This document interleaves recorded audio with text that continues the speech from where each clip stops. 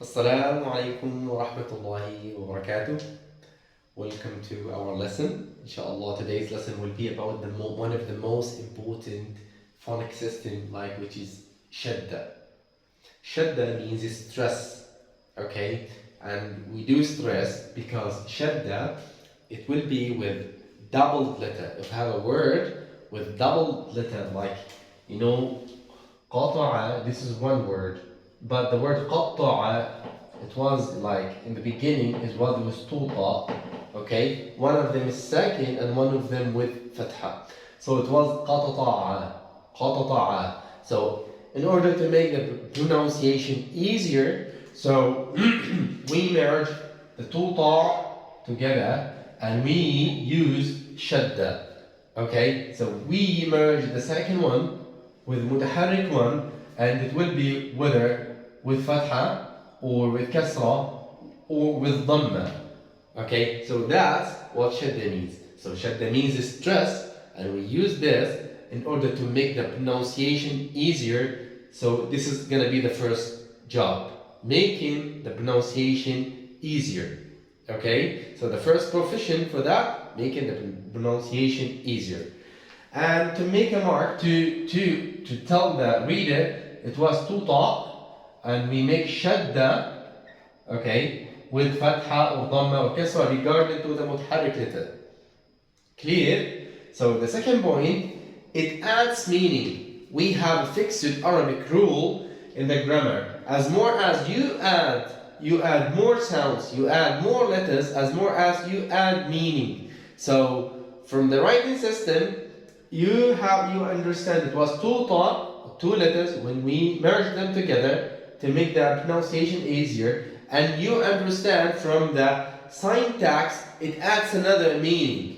Okay, let's take an example. So this is qata'a. Okay, qata'a in Arabic means cut. So if you have a piece of paper like this and you did like that, it does mean qata'a.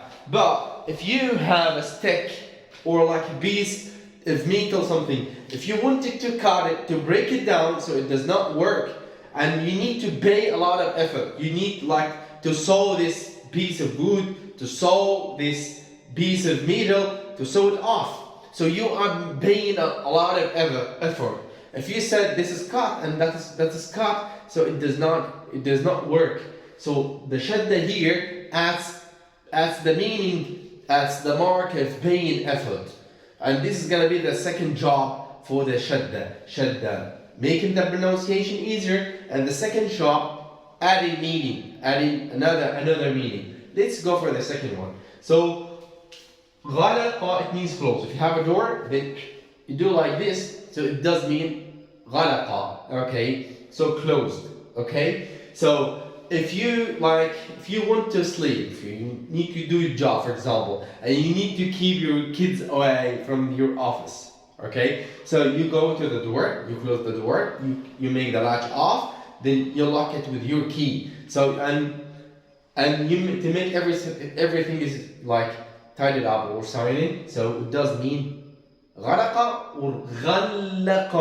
غلق. So this one, غلق means paid effort, okay, and he locked everything, okay. He carried another heavy something and put it beyond the door. So with like in the Quran, وَغَلَّقَتِ الْأَبْوَابِ, okay, she made sure that everything was locked off.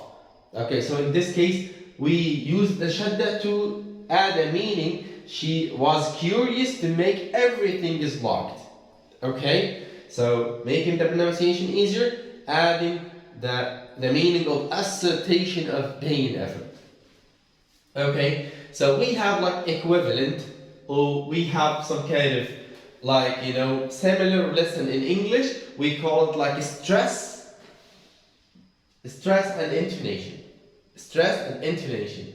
So for example, let's take an example. So this word is present and present. So the first one, which is present, means it will be a noun, which means the current, at the present time, at the meantime. Okay.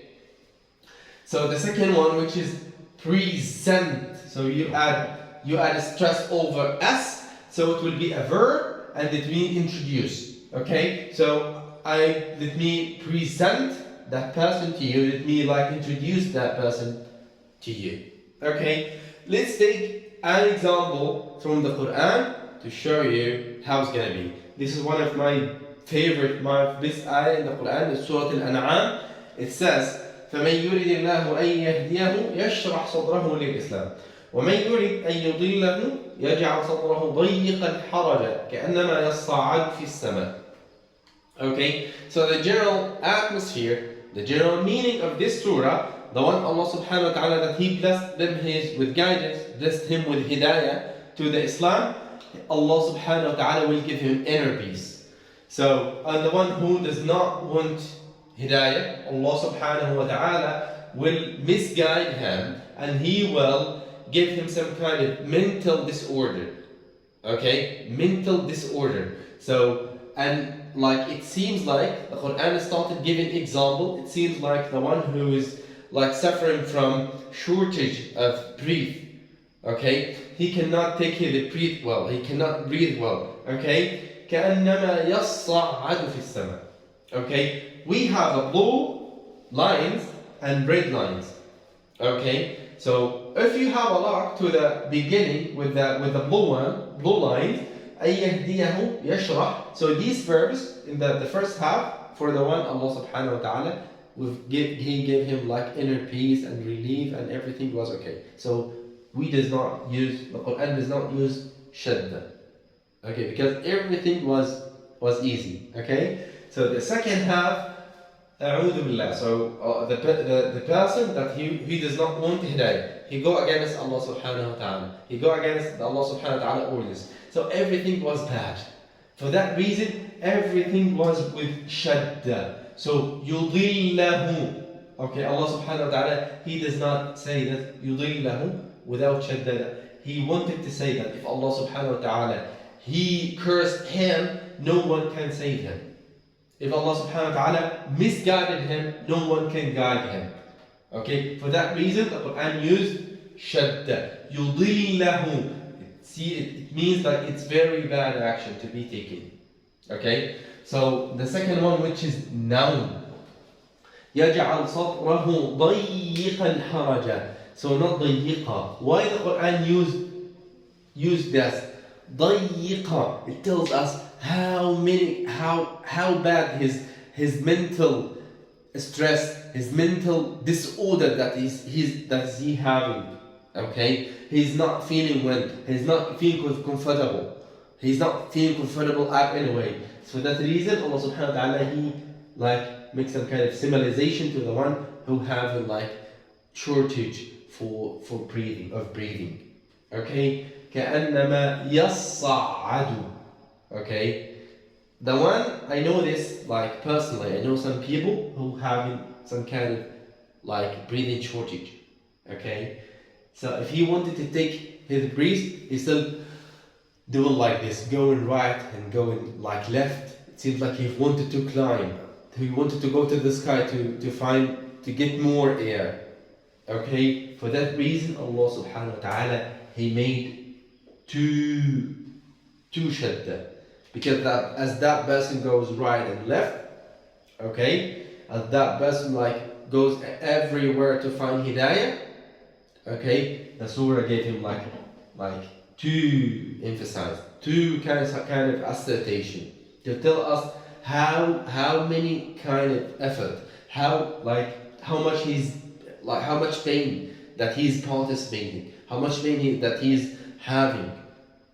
Okay, not yas'adu, yas'adu, because as the person that is having some pain to get more air in this life, and that person that is going and everywhere to find inner peace, okay, so that the surah give us like Shadda. For that reason, you will find in the first half of the ayah, okay, when it talks about mu'mineen, there is no Shadda. When it talks about the people who like misguided, they are going against Allah subhanahu wa ta'ala going against Allah subhanahu wa ta'ala orders, so everything is going bad. It's going with effort, going with pain. So all of these phrases, all of these words and verbs with Shadda. So to make it short, so the value of the Shadda is to make our pronunciation easier and to add some kind of like another meaning. It could be assertion, it could be like explaining how much effort that like the person is paying to do this. That was for today's lesson. Jazakallah khairan. See you in the next video inshallah. Assalamu alaikum.